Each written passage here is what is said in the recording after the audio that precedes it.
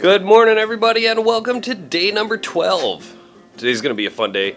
Yesterday was an amazing day, and I'm so happy that I got to spend it with my fiance. Now that we had our fun yesterday, it's time to get back to work. We still got to get that car fixed. I long for you so much I can find my way. We got everything here, at least to stay. Well, we're on day 12. We're making some progress, but it's tough. I still have to save up for my car, which is a whopping like $4,000 or something like that. The loaner car that I'm driving is probably going to get taken back here pretty quick. I think I'll be about halfway there. We'll keep on plugging away at it.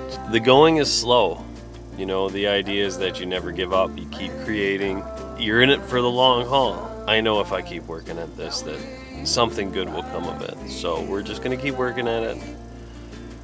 We're gonna get through every day, even, you know, when there's challenges like not having a vehicle or cars breaking or no money or whatever it's gonna be. There's gonna be challenges, and we are going to take those challenges head on.